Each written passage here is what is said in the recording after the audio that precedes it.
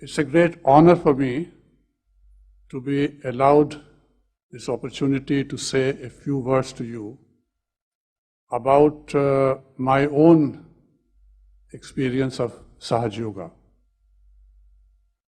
And perhaps what I went through may be of some interest to the other members of the Indian Administrative Service in particular. I recall that very early in the 1970s, she began her spiritual movement, and she told me one day that by raising the kundalini of individuals, people could be transformed. And you know, being a bureaucrat, I took it with 2 pinches of salt. I said, how on earth can anyone transform human beings? Because I had no idea as to what kundalini was. But she told me, this is the inherent power in every individual which can be raised, and if it can be raised, then people get transformed. Now imagine me in a dilemma. I said, I don't know, I have never seen anyone transformed. I have worked very hard, I have been a good model, but I have not succeeded in transforming anybody. So honestly, I tell you, I didn't quite believe it in the beginning. Then she persisted, she went along by herself. I gave no support to her at that stage. Then I got transferred to London. I got elected to a job there in UN, as Secretary General of Maritime Organization. And there something happened. I had taken up residence in Surrey, a little outside London. I used to commute. And we were together there, my wife and I. And one day, when I returned home at about 8:30 p.m., I went in and went to drawing room where usually she would wait for me. And there I saw a young man in his late 20s sitting on a sofa. He was a white-skinned person reading a newspaper. And I was a little amazed. I said, who is he? Why is he here anyway? But what bewildered me was the fact that he was wearing my clothes. So I said, there's something wrong with me. I'm seeing an apparition. But anyway, I retraced my steps, came back to her. She was in the kitchen. And I said, now, do I see really what I see? And she explained to me. Then she explained to me, she said she had gone to Piccadilly Circus. There she saw a young man lying more or less by the roadside, uncared for, apparently very sick. And so she said she went up to him and asked what the matter was. The young man said he was, there was no one to look after him. He was very sick, probably suffering from jaundice and a few other things, obviously under the influence of drug. But she felt somehow some compassion and said, okay, would you like to come with me? I can take care of you. And she asked him to hop into the car, which he did. And that's how he was brought to our house. I felt reassured that nothing had really gone wrong with me, that what I was seeing was true. But I tell you, I was very happy. I said, well, here's a person full of compassion. She is wanting to help a young man, and why not? It was at that point, at that stage. Then I began to see the miracle happening. She treated that young man with a great deal of care and affection and love and Sahaj Yoga. And the boy began to get transformed. He was addicted to drugs. He didn't want any drugs. His color changed. In about 3-4 weeks' time, he looked like a fine young man. And eventually we came to know that he was an educated person, an Australian, who was an engineer, who had run away from his house and country, taken to drugs in London, and was in a very bad way at that time. Now he stayed with us for about 2-3 months, but he became like a beautiful flower. And he was very anxious to get back to his parents in Australia. And we were very happy that this happened. And then I saw what Sahaj Yoga and what she had done to a young boy. After that, my bureaucratic questioning mind ceased to function in that way. I began to accept there's far more to it in the world than mere administrative capability.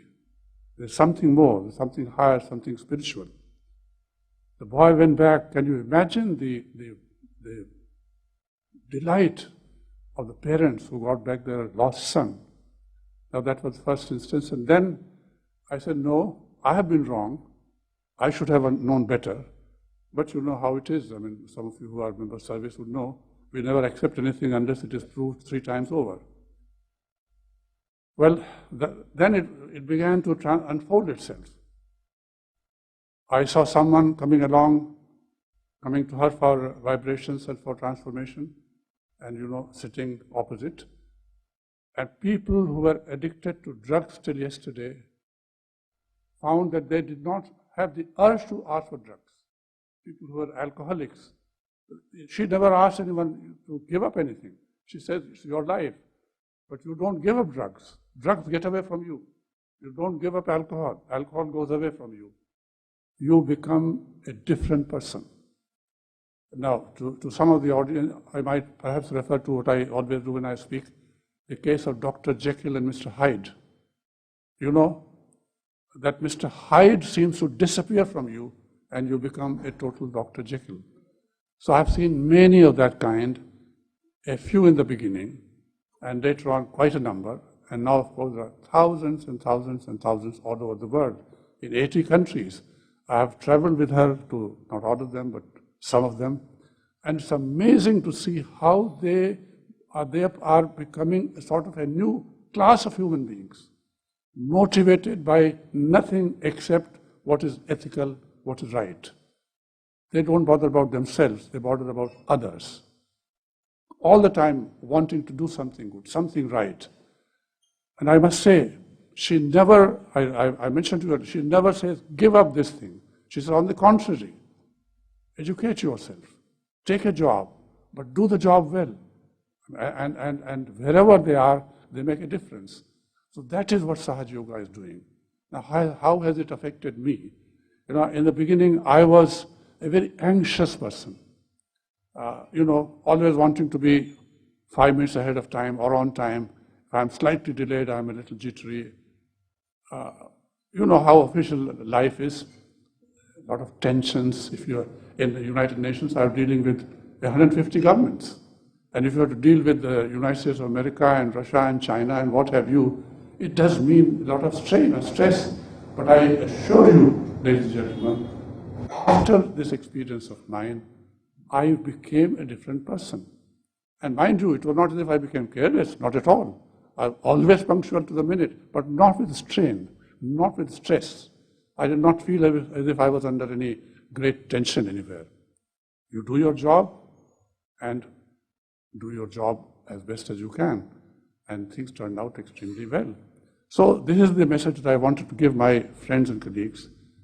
It is a matter of your wanting to achieve that much of transformation. If you are earnest about it, if you are sincere about it, as I was, I think it's possible to achieve that transformation, and nothing helps in fighting tension better than being transformed in this fashion. I have told you she doesn't want anyone to give up anything, but I want to do something more. She herself doesn't give up anything. She is a great spiritual leader, but she is also a very great wife, and a very great mother, and a very great grandmother, and now a very great great-grandmother. 4 generations now. I tell you, I won't take too much of your time. I get carried away sometimes, but once she was in Australia, I was in London, and she rang up our cook from there saying, I hope you are preparing this vegetable for him and that vegetable for him. Now, she is a wife wherever she is, and she is a mother wherever she is. The lesson is, lead your life normally, but lead in a different way.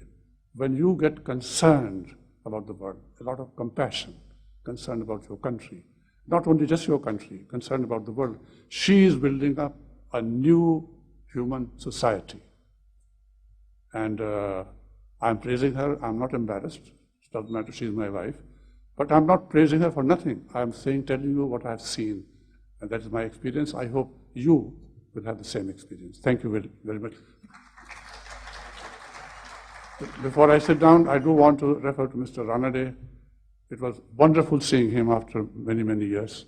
He has been a wonderful friend, a great colleague, and seeing him, I go back to 20 years, 30 years. Thank you, my friend, for your kind words.